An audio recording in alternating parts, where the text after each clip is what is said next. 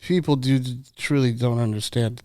I think, in my own opinion at least, they kind of need to get out there and see where their food comes from. Like, I think we've kind of just gotten so used to you go into a grocery store and there it is. Like, whatever. This is the Real Food, Real People podcast. Water is so important to life, and it's so important to growing food. And that's what we talk about this week as we meet Eros Gonzalez, who is an irrigation expert, as well as someone who grew up as a farm worker. So he shares that story and how he came to being involved in irrigation and what he knows about sustainability in the world of farming. You're going to enjoy this conversation. This is the Real Food, Real People podcast. I'm Dylan Honcoop here, traveling all over the state, and this time right in my hometown, getting to know the real people behind the food that we produce here in Washington. So you're involved in growing food, even though it's like indirect. Yeah. That's probably not the way most people think of your job, but that's really what it is, right? Right. Like, how would you describe it? I think what we do is a pretty important step in that. I think farmers just naturally kind of have to know a lot of stuff already, like, the agriculture side of it and the agronomy side of it, but also financial, and then also how to run a business. They kind of know a lot of things already, and then people don't think about it, but there's also some chemistry and stuff involved in what they do. Stuff doesn't just grow on its own the way that they get it to do it. And then I think where we come in is kind of on the technical side of how irrigation works and how best to get it to work, and kind of the methods of irrigating. Water is a big deal. Yes. Right? Like, that's what they said years ago, that it was like, well, someday they're not going to fight wars over oil. They're going to fight over water. And it's already starting. Yeah, we're getting there it's now. Here, yeah. Which is kind of scary to think of, right? Because even now, like, if you go home, you don't, at least, I'll be honest, at least myself, I don't think much of when I turn my tap on. Totally. I just get a glass of water, and whatever I don't finish, I might just dump right back into the sink. People don't think about that stuff, right? But every little bit kind of counts. And then there's always going to be something or some entity, some group, or someone who will want to have control over that, or at least enforce certain rules. And I think we could do better in the way we use water. Mm-hmm. But there's also a common misconception that we are using water inefficiently, when really there's so far I don't know if there's a better way than what we're already kind of doing. And if there is a better way, then sometimes it just comes down to dollars. Yeah, being able to afford exactly. the technology exactly. to So it takes water to grow food. People got to eat. Yes. It's a pretty big part of the farming industry. You can't grow much without water, and even the stuff that you can grow that doesn't require a lot of it still requires some. But there's certain things out there like wheat and soy and stuff that if it rains, it rains. It whatever. They kind of don't need water. But that's very, very few things, unless people want to eat wheat for 3 meals out of the day. Yeah. But there's not a lot of things out there that you can grow without needing a good amount of water. So it's a pretty big part of what they need. And if you need water to grow food, it's such an important piece. The question is then, and you've already been alluding to this, is being careful with water, being efficient with water, not wasting it, as we're seeing it more and more as a precious resource. Right. You're saying farmers are doing that or see it that way. You talk with hundreds of farmers in your job. Right. How do they see that? How do they approach water? Most of them are already doing that. They're already trying to use as little amount of water as possible. I would venture to say that if some of them could use no water, they probably would. First off, if you look at it from a financial side, even just the pump that you drop in that well, that's a lot of money. Yeah. Some of these pumps are $8,000, $10,000. Mm-hmm. But they've found ways to make them more efficient, to make them last longer. And most of these guys, it's either the financial side, like I said, or just kind of out of necessity that, hey, my well will only give me so much water. Right. So if I don't use my water efficiently, then my crop is not going to grow. So they kind of already know, and they kind of understand that whatever water they have available now, that might be all you get until the fall, or until the rain comes back and the snow melts and fills back up. Yeah. Which is what we're blessed with here in Western Washington. Right, and in some areas it's not that way. Right. You get droughts and things like that. Some parts of Eastern Washington are that way. Certainly, the further you go south, and it's kind of the way it is, like in California and things like that. But yeah, they already understand that they can't just use water like as they please. They try and use as little as they can in different ways, and most of them will monitor in some way, usually with something like a flow meter, how much water they're actually using. And every year it seems to be the same thing. How can I get it to be a little bit less? So yeah, it's not like there's just like they don't understand, or they don't already know. They're already trying to do that. Yeah. And they're doing pretty good at it already. And you guys, when I think of WaterTec, where you work here, I mean, you guys are all about super efficient water system. Primarily, right. I think about drip irrigation, which has been like such a great. It was a huge advance in the last it's been big for 30 years at least around here. Yeah, it's I think it started around the 80s or so. And then it kind of really took off in the early 2000s, and how you see now we use it for a lot of things. In one way or another, it's used. There's still a few crops that require overhead irrigation of some sort, but even those are kind of shifting towards more.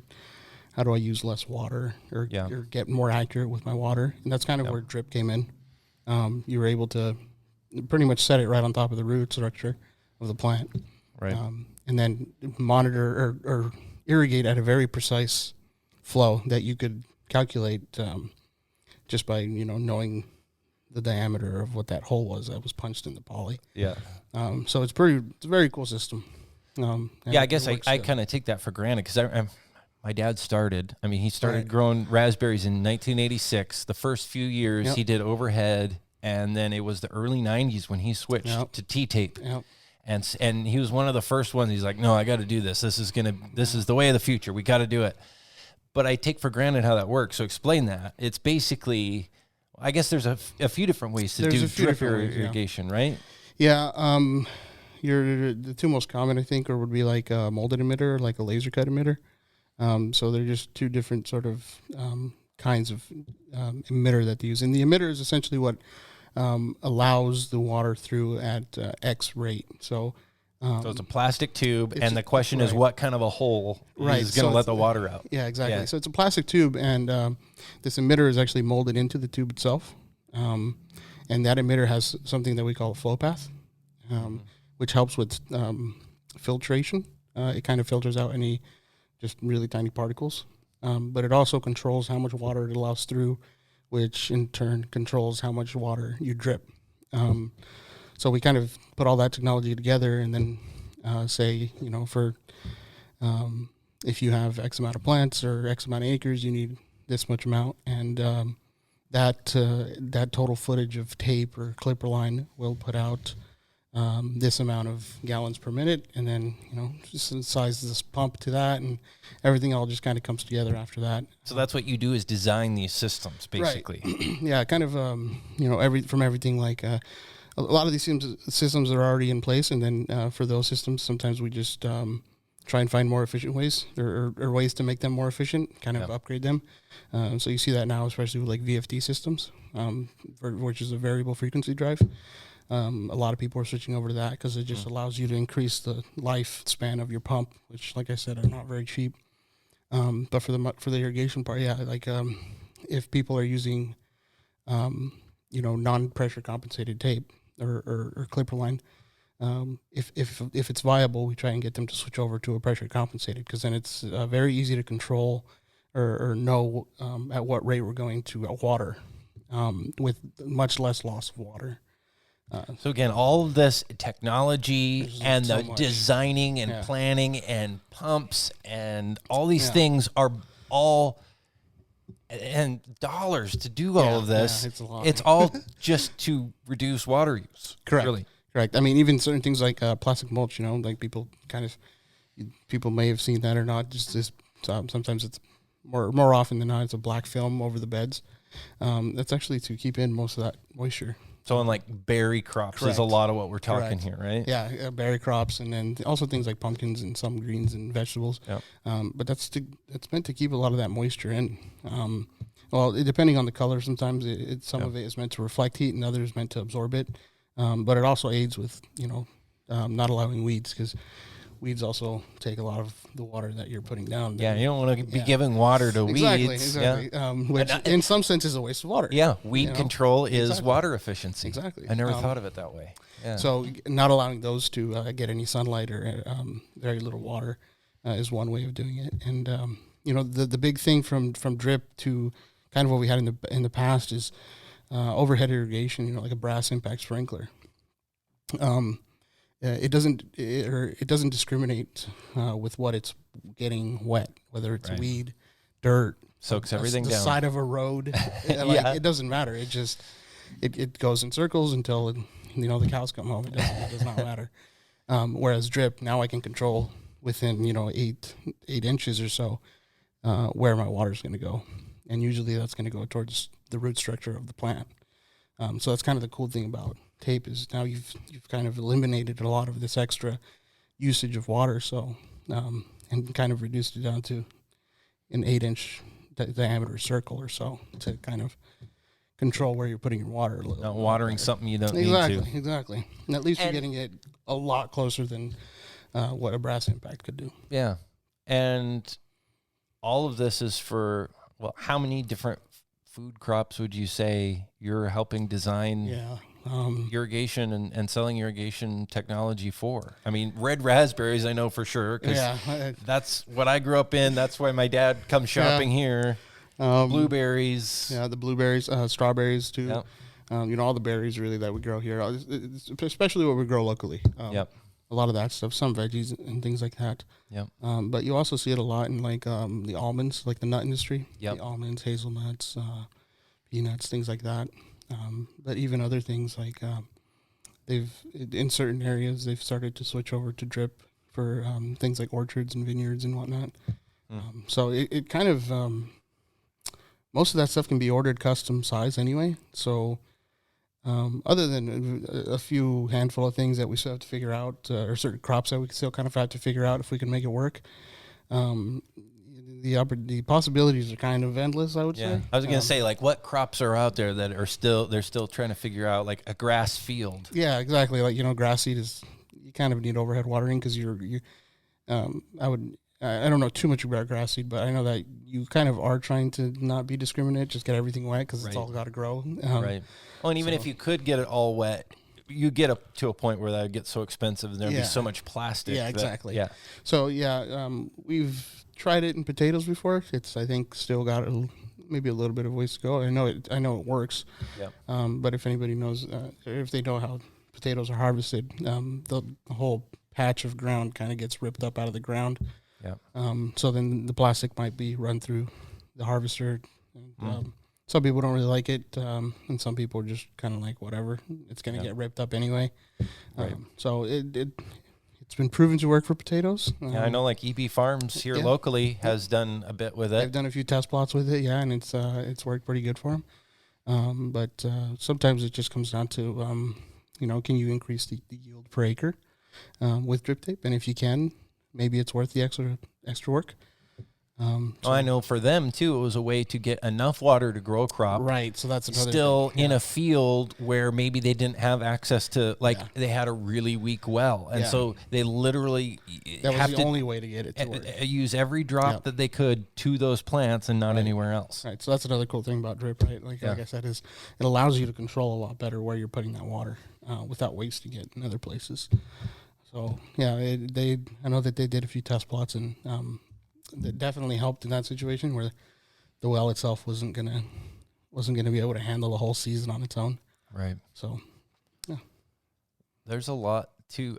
This is just the water part. Normally when I think we think of seeds and growing food, the tillage and fertilizer, water kind of. Everything's got to have water. I mean, some things can get away without even a fertilizer of a certain kind. You can't really, like you said earlier, get rid of that water. Yeah, you can't really do that. I mean, I know people say it all the time, and I think it's kind of lost its sort of meaning. But like, people truly don't understand. I think, in my own opinion, at least, they kind of need to get out there and see where their food comes from. Like, I think we've kind of just gotten so used to you go into a grocery store and there it is, like whatever. You don't have to worry about how it was grown, and certain things. And more recently, they've started doing certain things like organic or vegan diets and things like that, where it's like, well, I'll only eat specific things that are grown a specific way.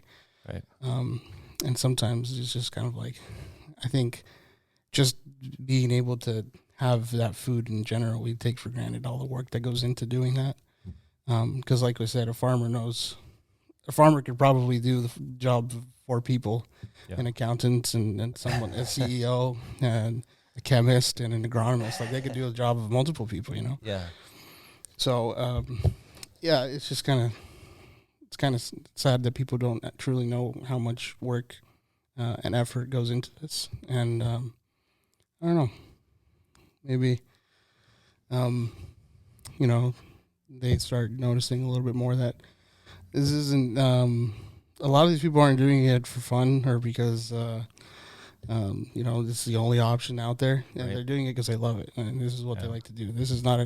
Farming is not an easy industry. And I'm not even a farmer myself. I mean, other than like a small garden we have at home. Yeah. But even that for me is like, but think about how many tons of food you help other people grow. Right. And that's what's cool to me is like, okay, yeah, you aren't a farmer. Why are we having this guy who isn't a farmer on the podcast? Right. But you're part of the food system. Right. We, with what I've learned and kind of what we do here, you get to see both sides of it, a lot of sides of it. And you get to hear their struggles. You kind of get to hear where they're coming from with certain things. And it kind of makes you realize, like these guys aren't, they're not always enjoying what they're doing. It's just they love to do it though. So they continue to do it until they can't or until passion for growing food. Yeah, it's something. It's crazy. Okay, well, I'm going to make you make some enemies here. I don't want to have you upset any of your customers, but of all the things that you help grow with your irrigation equipment and design and all of that, what's your favorite? That's a hard one. If you want to say, like, my drip system grew the best darn, fill in the blank. I think I have to say potatoes.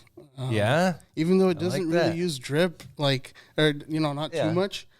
There's just something so cool about potatoes to me. Like, I know it's kind of weird, but it's like... I like it. Well, because everyone thinks I'm going to say raspberries, right? Because I grew up on raspberries, and I'm like, no, I don't actually like them very much. I was just around them too much. I know they're a wonderful thing, and they're many people's favorite fruit, but it's not my thing. Yeah, that's kind of how after I moved to Lynden, that's kind of how I got it. I worked on the harvesters a few times, and after eating a few pounds of berries, I was like, okay, I'm good. I'm set for the next few years. But no, like, potatoes are just so cool to me. Okay, I'm sure there's a lot more science that goes behind it.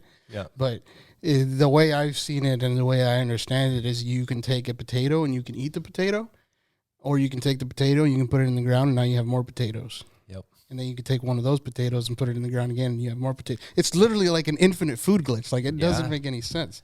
So, like I said, there's probably a lot more science to it, but it's just like, that's so cool to me. And you can do a lot of stuff with potatoes. Yes, and you can do so much with them, right? And, you know, honestly, potatoes are pretty good anyway. But also, I like tractors. I don't know why. I just think they're freaking awesome. So I get to see these guys with these huge tractors out there just tilling and pulling equipment and whatnot. But also the hose reels, I think, are awesome. Like, they're freakishly huge. And they're scary when you're up close to one. But they're also really cool. Like, people see a hose reel driving down the street. And for those who don't know what a hose reel is, it's that big drum with the black tubing on it that has a water gun on the end of it. And you know, you see one driving and it's off in the field and you're just like, oh, whatever. But no, this thing is like 6 inches, 4 inches, 5 inches in diameter, and it'll probably break your hand if you try and put your hand in front of that jet of water. Like, this is huge. It's big. Yeah. So I just think, like, that's cool too. It's always crazy to me how small the engine is that rolls the whole thing. I mean, gear reduction, you know, it's a 13 horsepower motor. Yeah. And it can pull this monster sprinkler in because it's doing it so slowly. Yeah, some of it is actually on some it is an engine driven unit that kind of pulls itself in that way. But on some of them they're actually turbine driven, which in that case it's water itself that's doing it, which is even cooler. Yeah. And then the engine is just aiding and boosting that water pressure up to allow it to reel itself even better. But it's pretty cool. I wanted to step away from the conversation just here for a second to thank our sponsors, Dairy Farmers of Washington, supporting the Real Food, Real People podcast. WaDairy.org is their website where they share stories of the people and the practices and the quality that goes into the dairy food that is produced here in Washington, the milk, the ice cream, the cheese, the yogurt, and the list goes on and on. Again, WaDairy.org is their website. I encourage you to check it out and thank them as well for supporting what we're doing here on the podcast to share the real stories of the people, not just producing dairy food here in Washington, but also all kinds of other food that we produce here. So Dairy Farmers of Washington, one of our sponsors. Also, Manna Insurance Group sponsoring the podcast, and a big thank you to them as well, mannainsurancegroup.com. They insure my house and my cars, and I've worked with them for quite a while. I think from the very beginning when they got their start, they were founded by a high school classmate of mine. Great guy, great team, trustworthy folks, and now they have offices not only in Washington, but California and Arizona as well. Again, mannainsurancegroup.com, and thank them as well for supporting the Real Food, Real People podcast. Now, back to our continuing journey to get to know the real food, the real people behind our food here in Washington, and our conversation with Eros Gonzalez, who is an irrigation expert at WaterTec in Lynden, as well as a farm worker growing up. And we share a lot of more cool stories here of our shared upbringing, he and I both working on farms as young people, getting to know the ways of growing food. So you talked about when you moved to this area.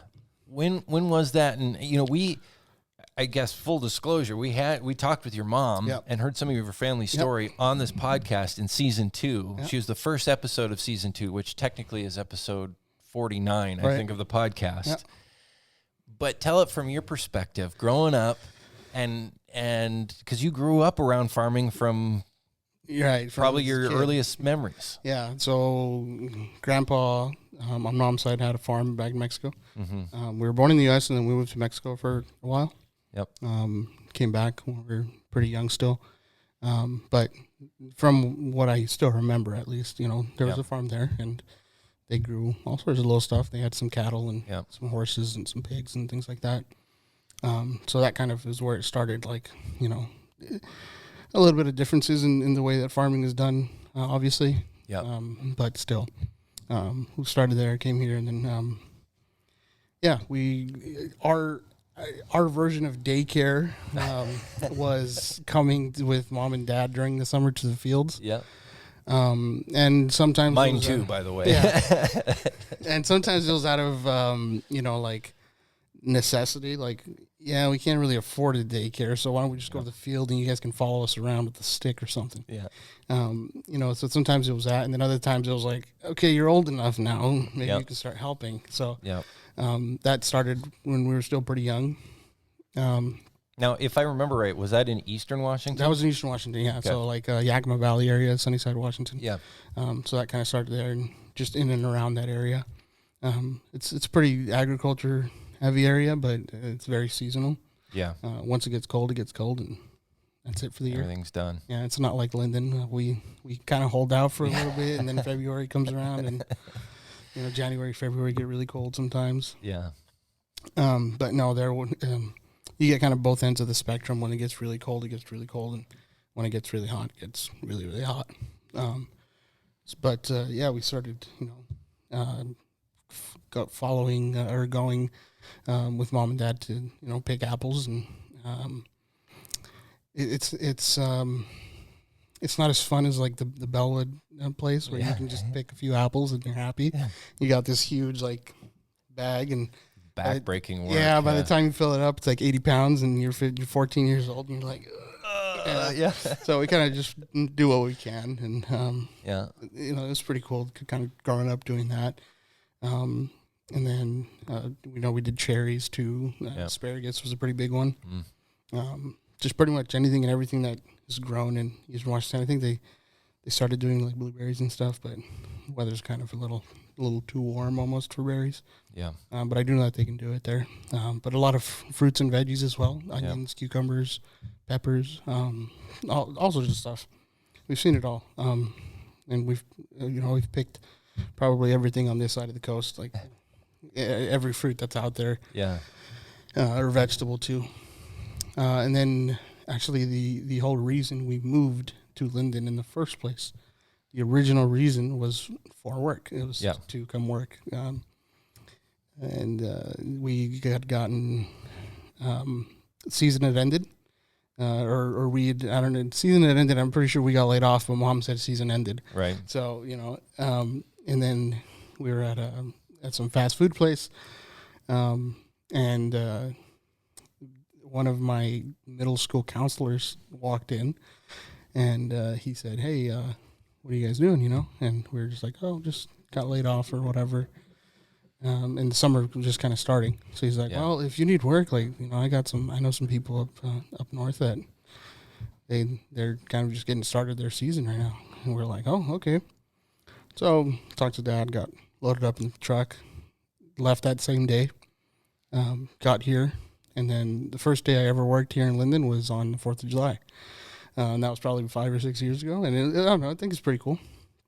And we here, and then we just never went back. We just stayed. But yeah. What were you doing on the 4th of July? I think we were just picking weeds or something. Like it wasn't even anything exciting.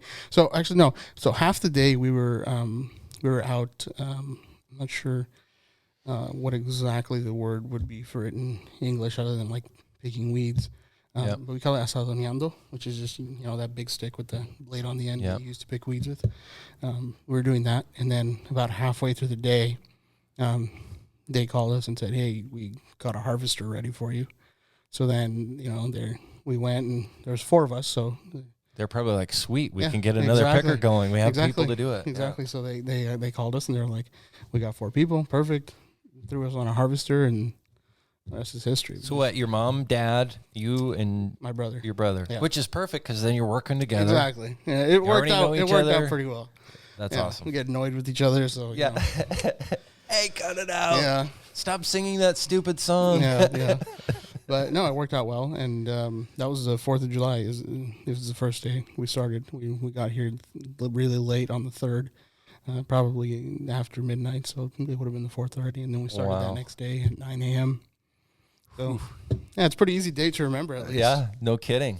Always remember that time of year because, as you know, as well or better than I do, when it's berry season, it's it's go time. Yeah.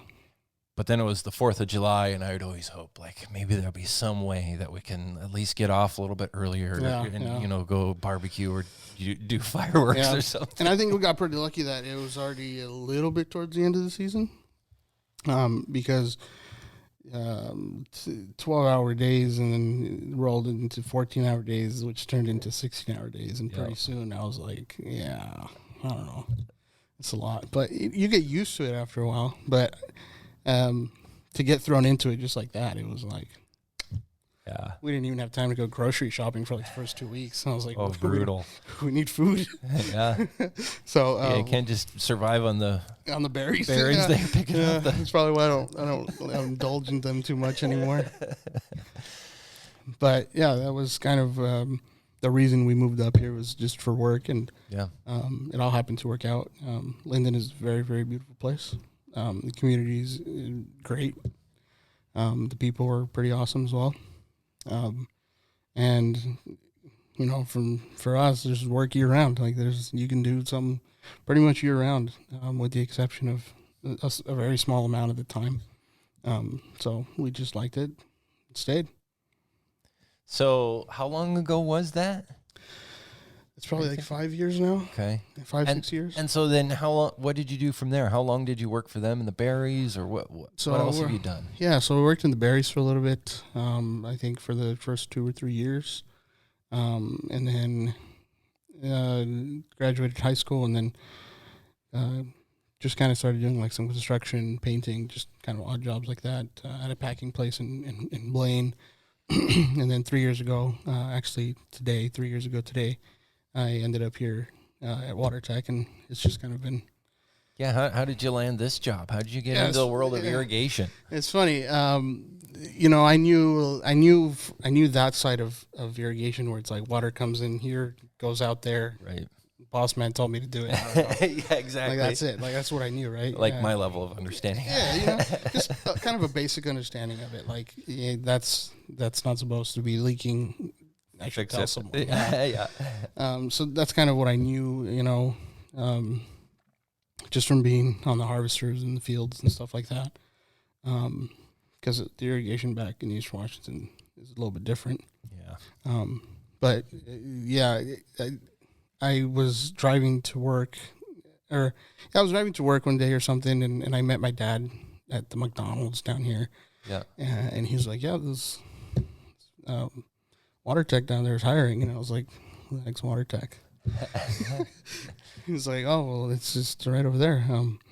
He's like, yeah, we buy stuff from them sometimes and whatnot for the farm. And, they kind of just help the farms out and this and that. And I was like, oh, okay. So I walked in, and I was just like, this is like a day or so later. I came in, and I was like, just wanted to see if I could drop off a resume. And they're like, well, sweet. Can you interview now? I was like, oh. Here we go. And I was like, oh. And I think I was wearing like flip-flops and something. It was really bad. It wasn't a good impression, but they're like, can you interview now? And I was like, yeah, of course. So I came in, did an interview, and they're like, awesome, we'll let you know.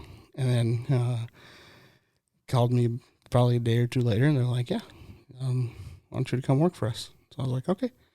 And then it just kind of all started from there. Yeah. When did it really catch you that, like, this whole world of irrigation and controlling plants So cool. and all of that and So all the cool. technology? When did you, like, catch the bug for that? I think probably because I started in March, so it's kind of already like the beginning of season. So I didn't really have enough time to think about too much what I was doing or learning for the first few months. Go. Right, People need stuff. It's like, let's go. But it was actually after season. December came around, and they were like, hey, you're going to Michigan. And I was like, what do you mean? I'm going to Michigan in December. And they're like, yeah, make sure you wear a coat. And I was like, I've never even been on a plane that I can, like, as an adult, I've never even been on a plane. Like, what do you mean I'm going to Michigan? Yeah. Like, yeah, we're sending you to Michigan so you can go, sell some sprayers and stuff. And I was like, okay. And then I think, I don't know why, but I think that was kind of like, this is awesome. So I went to Michigan, and I got to see this trade show that it was just like I mean, they had like Latau harvesters there. And I was like, oh, you guys are growing blueberries in Michigan? And they're like, yeah, blueberries are, they're pretty big here in Michigan. Yeah, huge there. I was like, I was just so taken aback. Like, I think at that moment, it kind of, you get so used to just thinking about like, Lynden or Whatcom or just our little region, our little piece of heaven here. And then you see like, these guys are doing the same thing halfway across the United States. But they do this one little thing that's like, why don't we do that? Yes, exactly. So I think, I don't know why, but at that moment, like this huge venue, it just kind of like clicked, like, this is awesome. Yeah. This is so cool to me. Like, I don't know, like I really, really liked it. And I've just kind of been doing it ever since. I mean, I still have my hiccups here and there, but no, like I really enjoy it. I don't know.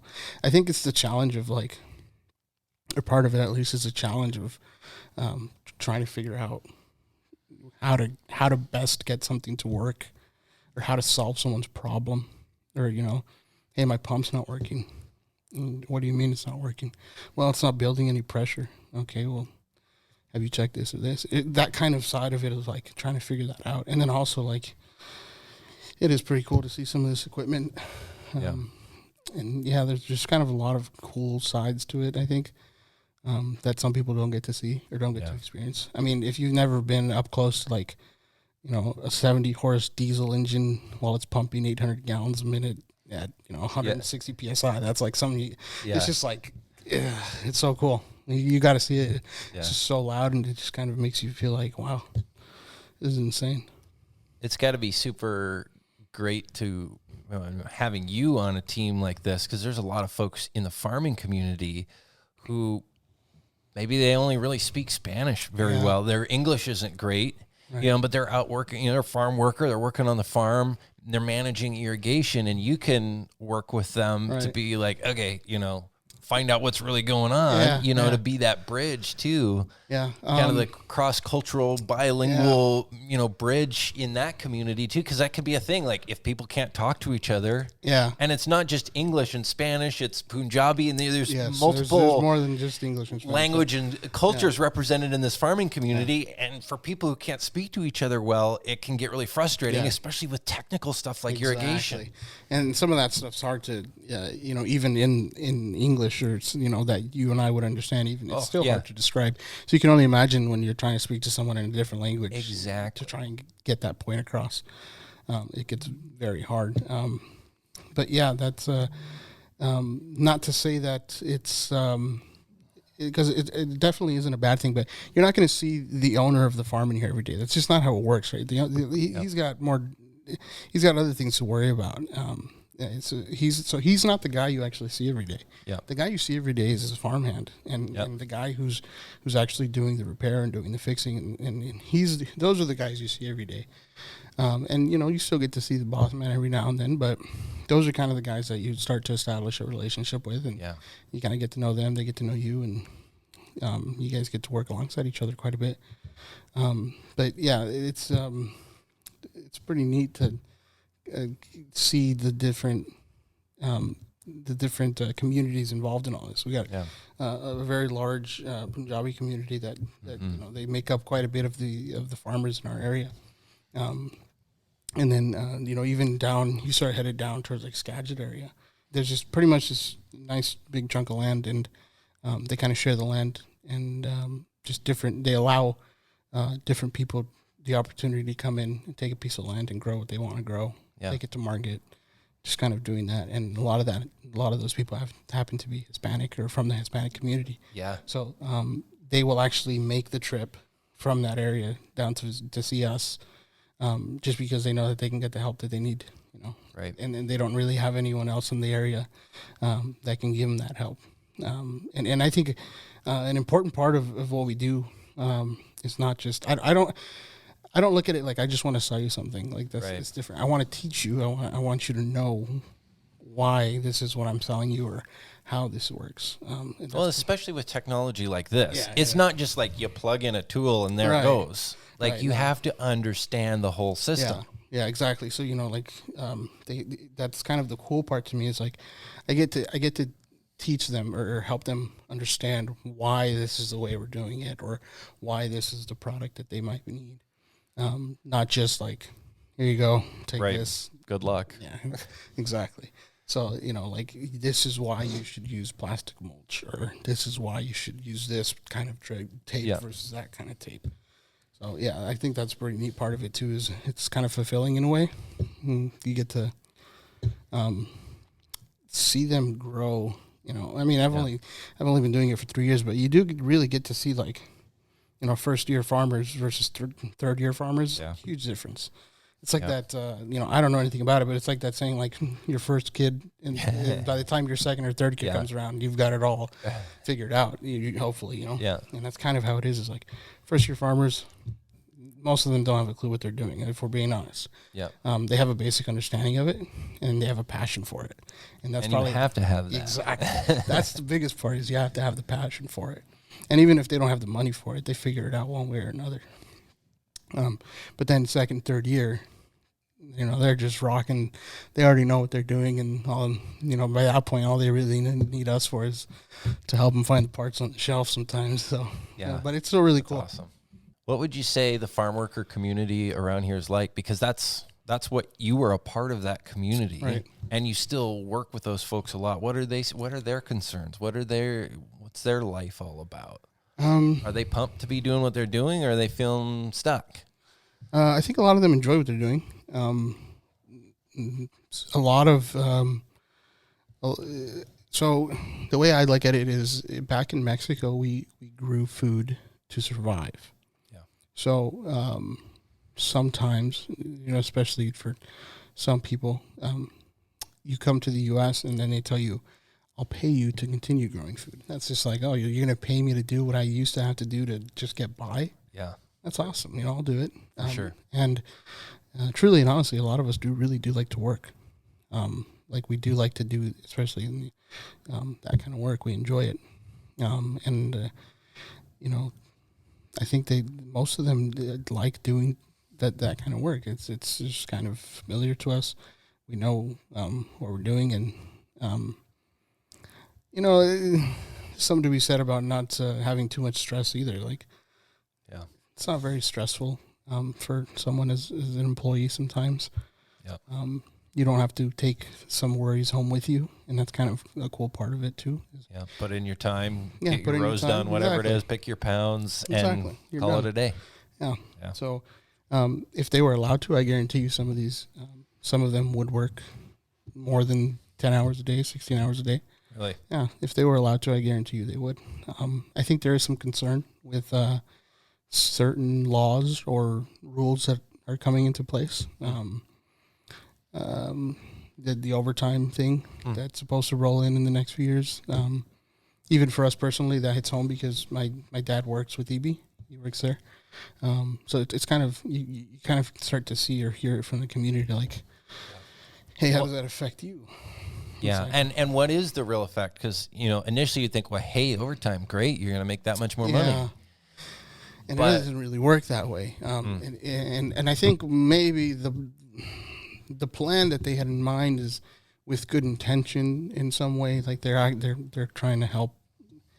But what ends up happening is kind of the opposite.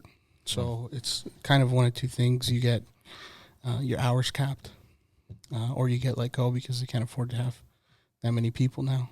And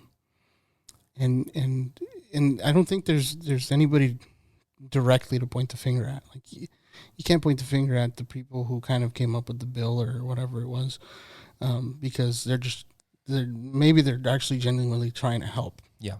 I don't think that was the right way to help. I think maybe they could have taken different approaches or looked at it differently. But you also can't point the finger at the farmer and just say, like, well, you're getting rich, you don't want to pay your guys overtime. It's like, yeah, that would be like, why don't they just do it then? Yeah, and that's that part's hard, I think, to get someone to understand that doesn't know kind of a little bit more about the ins and outs of the way farming works. Yeah. But it doesn't just work that way where you can all of a sudden double their pay. In most industries, you have 365 days a year to get your tasks done. Yeah. It's just what it is. And, you have deadlines, obviously, but in most industries, it doesn't matter what the weather's like outside. You go into the office, you do your thing, and you go home at the end of the day. Well, here in the farming world, you have X amount of months, X amount of days, which are very limited, in which you get to grow, harvest, pack, sell, like all this stuff. You only have a very limited window to get all that done. Yeah. So it's a little bit different there. Yeah, the 9 to 5 day, that's for like factories and making widgets, and you do the same thing every day. And of course, you should be working crazy hours because you just pick it up again tomorrow. But you can't just pick this up again tomorrow when crops are ready. Exactly.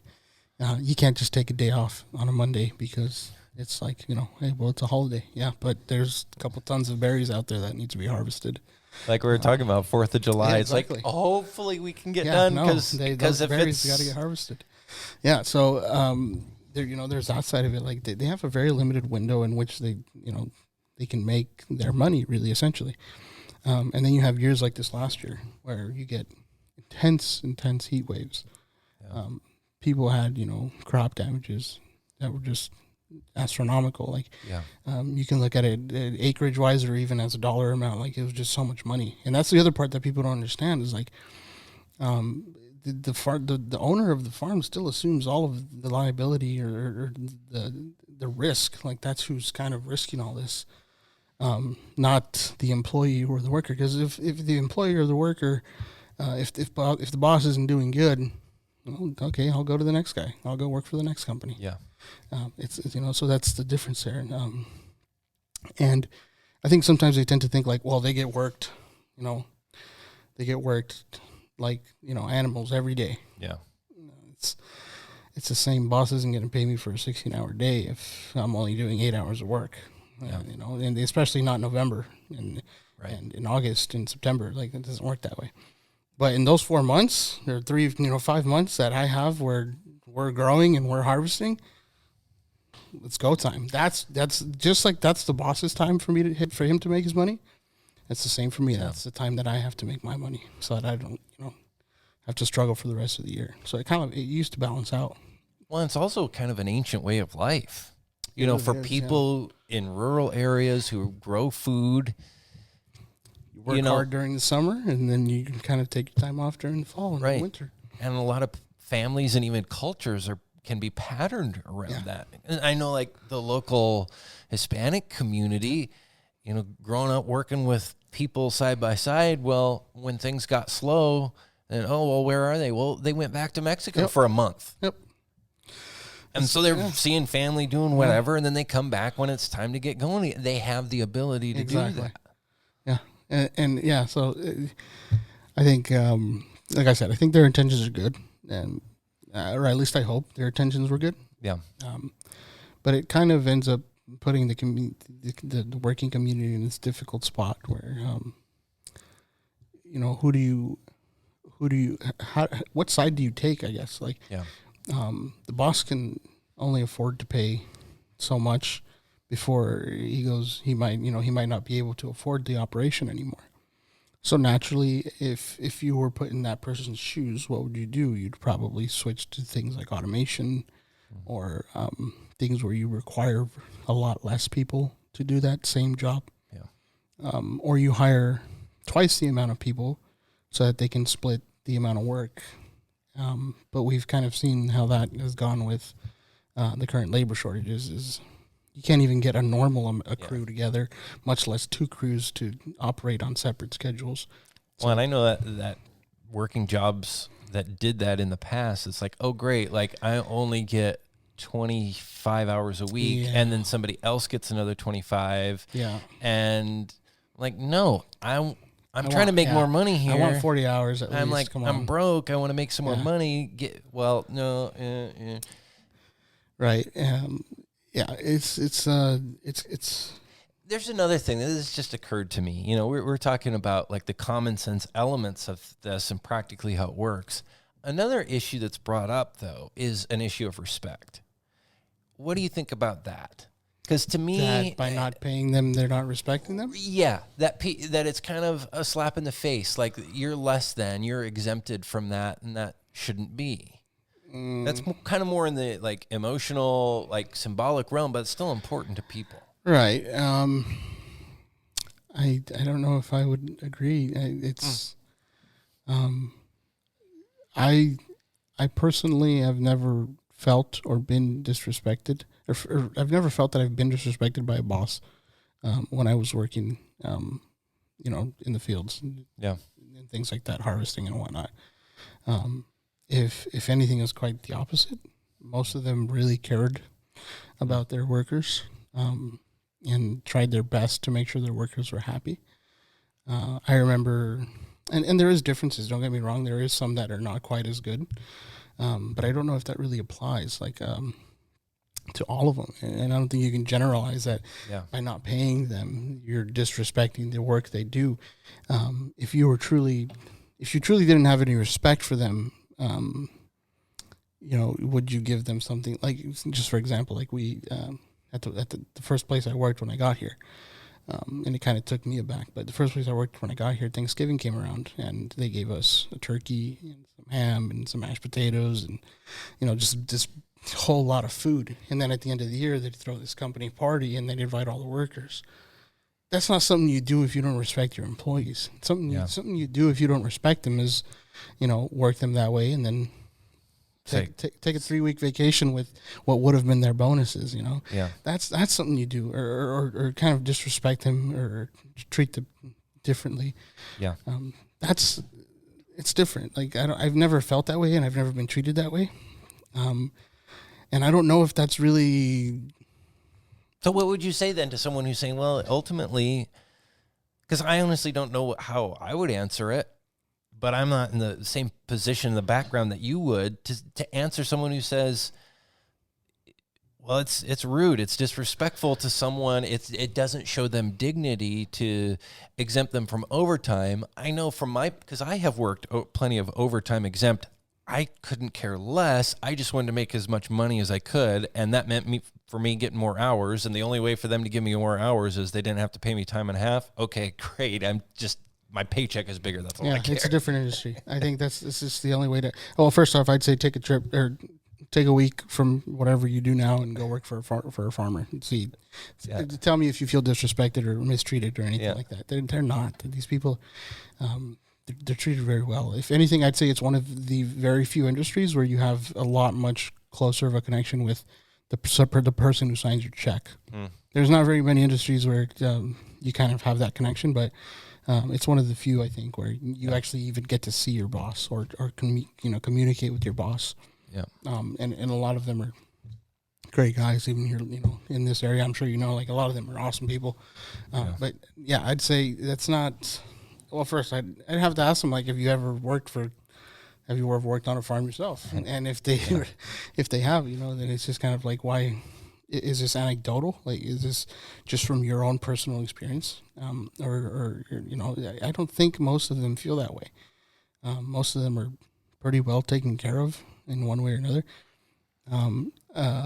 And honestly, I don't know how accurate it is, but I truly believe there's some out there that make they still make pretty good money. Because these guys are working, 16-hour days, sometimes 10-hour days. Farm workers should make good money. Exactly. They should. And these guys are out there busting their tail to get, they do that. But also, the other side of it is like, if you didn't respect your employees at all, you'd lay them off during the winter or during November. And I know a lot of farm owners that don't do that. Even if it's only 8 hours, but they have, find something to keep you busy. Exactly. Hey, I know that, we don't have much to do, and I know that you need to pay your bills. Yep. Here's 8 hours. Like, that's just kind of how it is. It's like, and even from personal experience, I've seen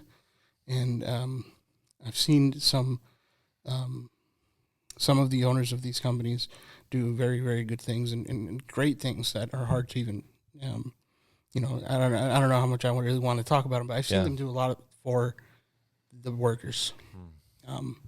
And that I don't know if I had seen it, or if the circumstances were different, or if it was in a different kind of field, I guess. Yeah. And that at least for me personally, I don't think that that's true. I don't think you could run a successful operation. Yeah. Without having some form of respect for your employees, and that goes for any industry. Yeah. But I think especially for the farming industry. What are you hearing? Like your dad, still farm worker. Yep. Lots of people you work with, and even customers of yours here, farm workers. Yep. What are you hearing from them? What kinds of things are they saying? About this overtime issue, or about anything? Yeah. They're trying to find ways to make it still work. A lot of them are honestly just concerned over having enough employees for harvest in the first place. Because even that's a challenge. It's and I think it's kind of a nationwide thing right now where we're all struggling with finding reliable employees. But I guess just trying to have even enough people to get through the season is what they're worried about. Or honestly, some of them I don't think are too concerned yet about the pay thing. I know some of them have switched over to just salary, which is one of the ways that I think is, you got to kind of. I think it's allowed for anybody who has like a supervisory kind of role. Right. But if you aren't a supervisor, for everybody. Yeah, exactly. So that might work for the farm manager or one of the foremen or something, but it doesn't work for everyone.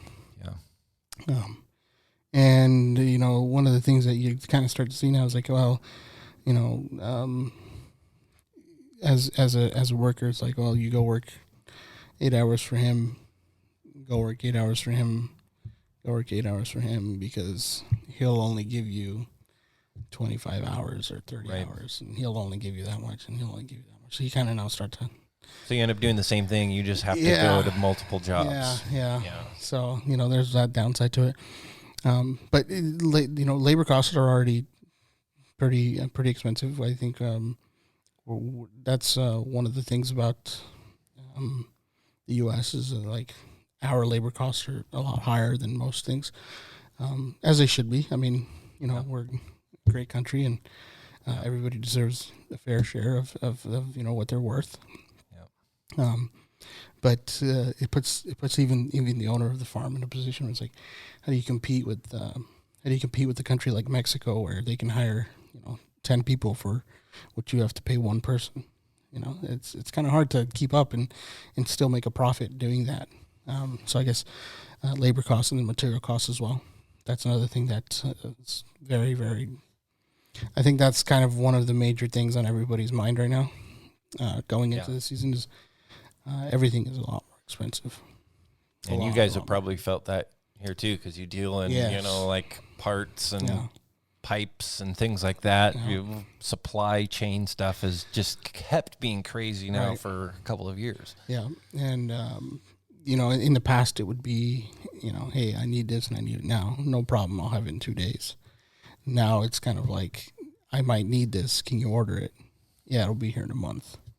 You really kind of start to plan in advance and have to really know or kind of guess what you're going to be needing. But even some of that stuff is like you order it and they'll deliver in September.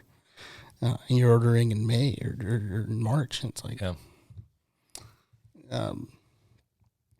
so that's a pretty big part of it. Like, that will affect the food that we're able to produce ultimately here. Yes. So that's another part that people don't think about is like, you want to, if the cost per acre goes up for me to grow the same fruit that I was growing last year, the end user is really the only one who gets kind of stuck with the bill. Yeah. So, that pound of raspberries used to be $4. Well, now that pound is $6, and next year it might be $8. Yeah, for the consumer. Yeah, and guess what? The farmer is still not making any more than he did the year, the two years past. Totally. He's still making the same amount. The middleman's the only one that really gets any money there. But there's that part of it. Like, how do they stay afloat? I guess it used to cost, you used to be able to figure like $1,200 for every acre or whatever the number is, X amount of dollars per acre, and we can get your operation up and going, and you'll be successful, or you'll be farming in no time. Now it's like, that beginning number is a lot higher. You need a lot more. Yeah. And it probably changes all the time now, exactly. too. So, but you have to be it was, $1,500, and this week it's $2,000, and next week it might be 14. Who knows? Like, it's just kind of hard to guess.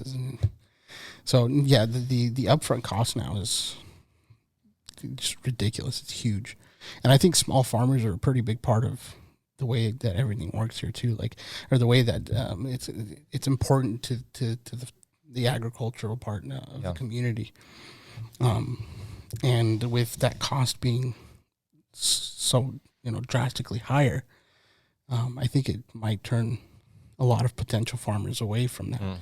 And the reason I say small farmers are kind of important is because you start seeing it now in the community and in certain certain farms in our area. It was like the owner's kids don't want the stress. They don't want the struggle. They don't want to do it. It's they've seen mom and dad do it, and it's just too much, and they just want to go get a college degree. They don't want to deal with the stress. Yeah. So then there's nobody left to run the farm.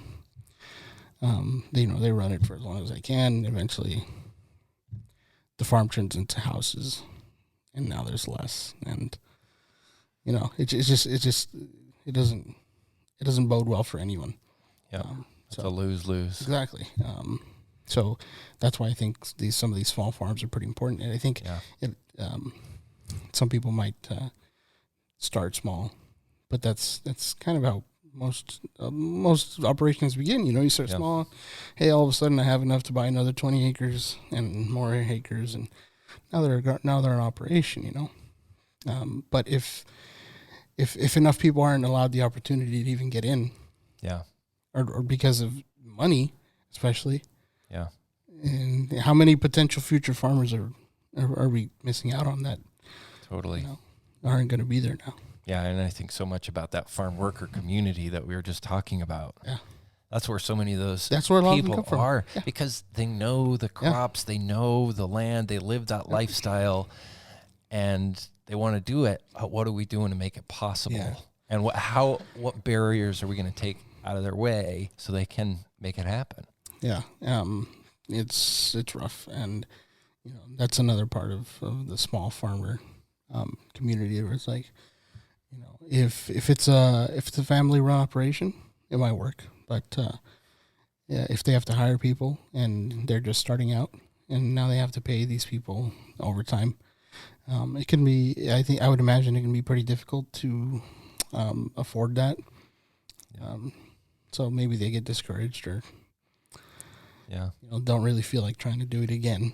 So for sure. I don't know. And I might just be like, tinfoil hat or something, but I don't know if I want. I don't know how I feel about big corporations being in charge of something like our food. Yeah. Like I said, you can say what you will about my tinfoil hat, but I agree. Keep it families. Exactly. Like, it just seems a little. I don't know. And that's why I'm still in favor of a farm, even if it is big, if it's run by a family. That's still so much more important to me. That's still so much better than it being run by some organization or with a bunch of board members and exactly CEOs right. and this and that. And and especially once you start getting into things that are funded or operated and controlled by some government entity or people who don't live here, or people who don't even people don't even live in the area, or call it what you will, right? It just starts to, I don't know, it starts to get sketchy, and I don't know how I feel about that. I'd rather know that hey, I may not see the owner of that farm, but I know he lives down over there, and Yep. At least I can say I know the guy lives in the same town, and Yeah. you know, there's something to be said about that too. Like someone, some LLC corporation or organization that owns the farm here, and then takes all the funds with them back headquarters. Yeah. It's like, what happens to all that potential money for our community? It's gone now. But the problem is, then a family gets together and says, okay, well, we have our family. We've been doing this farm. The best way for us to do this is to have an LLC. And to the outsider, it looks like the same thing. Right. Yeah, But it's totally not. I know there's a difference. Yeah, You know? I know there's some. It's like people hear like, LLC or limited liability corporation or something. Yeah. That doesn't necessarily mean it's like some mysterious corporation or something. It's different. But it can be. It can be. Yeah, that's the tricky part. And we can't. Yeah, it's people are too quick to like, I guess, really stereotype. Yes. And say, well, if you're big or if you're an LLC or whatever, you must be bad. Well, really. No. There's more to the story. There's there's still farms in our area that you can say are very successful, but guess what? The owner still wakes up at 5 a.m. every morning, puts his or her boots on, and he's still out at the field with the rest of the crew every day. Totally. And I think that's admirable. I think that's part of the reason why they are successful. It's pretty cool to me. But yeah, I don't know if I would want with all the smaller farmers not being able to get into that world, it kind of leaves the door open for things like organizations and these big companies to kind of capitalize on the lack of people doing that and just kind of taking in. Totally. Well, and unfortunately, the conditions that have been created kind of, often that are intended to do good things, create the conditions where only those big operations can do it. Right. And it ends up being the little guy who gets the short end of the stick. Yeah. And that's why I do this. That's what this is all about, is to share that story, to be like, okay, hold on. Before you attack somebody, because maybe they aren't doing things perfectly. And nobody can, right? But come alongside and help them do things better rather than say, people in this category, again, as a stereotype, grouping people, putting them in a box, aren't doing things right, therefore we're going to mandate this rule, and so that'll fix that. Right. No, you haven't fixed anything. I think a lot of it, they might think that it helps, or they're trying to help, but they don't know how. And in doing so, they kind of end up going backwards, and it's just like, okay, now we got to dig ourselves even further out of this hole. And it's just, a lot of confusion or back and forth on how do we help or how do we make it better.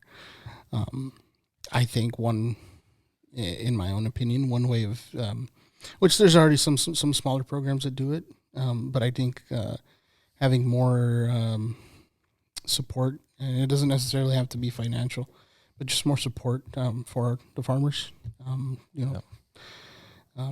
which, however that might look, whether it's with things like work or grants, things like loans. I know they can get loans, but special loans for just farmers. And sometimes you can't get loans when you're a small operation. Trying to start a farm. Yeah.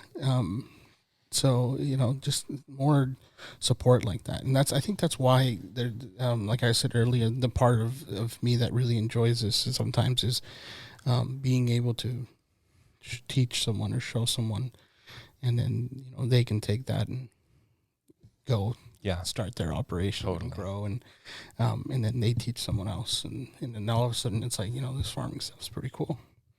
There's a lot to it, and it's pretty confusing sometimes, but it's still pretty cool. So yeah. Well, thank you for being a part of the food system, and often an unseen or unthought of part of the food system, because that is what you are and what you're doing. We couldn't grow food here without water, and you help get that water to the plants. Yeah. Bottom line. No, thank you for having me on here. Yeah, I appreciate you being willing to share your story too, and what your family. I mean, learning learning your family story from your mom. Yeah. In season 2 and getting to hear from you. It's cool. Love what your family's all about. And it's kind of like mine. It's all about growing food and working hard and making it happen. That's all you can do at the end of the day, man. You just work hard, be happy. Not much else you can do. Not much else you can control in this world. Yeah, so exactly. May as well, do as good as you can on what you can control. This is the Real Food, Real People podcast. These are the stories of the people who grow your food.